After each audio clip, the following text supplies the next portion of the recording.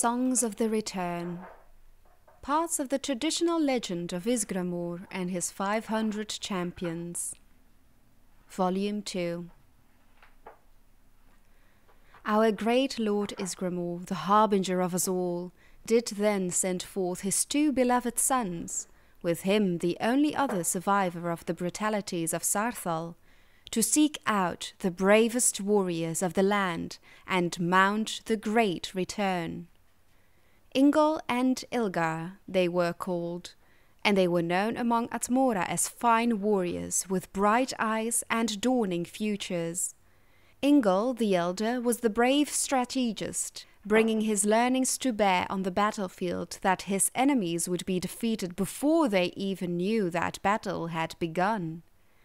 Ilgar the younger was possessed of an unwavering spirit that drove his singular prowess to overwhelming feats in war. Together, the mind and the arm, they were capable of sowing a destruction most thorough and glorious to any foe who stood before them. Before they parted ways to gather their crews, the 2 clasped arms and necks in the old fashion, and laughed at the heavens for their stories to come. Young Ilgar then took to the massive shipyards of Ylkurvik at the southern point, and commissioned 2 ships for himself and his brother. He would command the Darumzu, and his brother the Harak, thus carrying the names of the 2 favoured stars of their heavens. The shipmakers' spirits had been suitably filled by Ysgramor's tales of the savage elves, and they set about to birth ships that befit their noble homeland. Arrangements having been made, Ilgar set forth to the academies of honoured soldiers, seeking out his most trusted friends and advisers to join him on the venture of the return.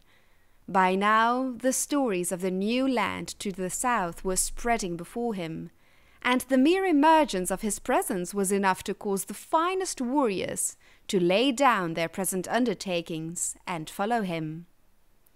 So was he able to call to his side the great shield sisters, Froa and Grosta, who thought and spoke as one, and they brought with them the wise war-teacher Adrimk, who first taught them to dance among the blades.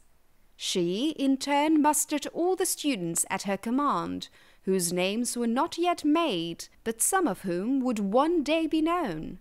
Hermesker, who threw his shield, Urlach, who breathed fire, Ramth the Greater, Merkilian Ramth, and the far-sighted Uche, who would see the first of many dawns. On the day of final passage, when the many-oared fleet would last see the distant green summers of Atmora, the brothers were near in their father's wake as the freshly joined 500 would eagerly press onwards towards Tamriel. Ilgar could see his well-minded brother smiling from afar across the waves, and they shouted war cries to each other, longing for the soon day when their assembled crews would draw the treacherous elf blood into the ground which they would now claim for their own rights. But Kaina's ministrations are not to be taken lightly, and though her blessings gave wind to drive those brave soldiers to their destiny, so too did her mighty tears fall to drive them apart. When the storm of separation first arose, young Ilgar had no fear, for his crew was strong and able, and their ship drove true through the forest of swells as though pulled by the rope of fate. When the skies cleared and Ilgar glimpsed again, with new eyes, the land of his past and future home, he knew his brother's vessel was not within his horizon. The Darumzu, arriving late, drew forth onto the sands, and Ilgar rushed to his father to seek word of his brother. The great Ysgramor, harbinger of us all, wept for his lost son, and sought comfort in the arms of his only remaining joy.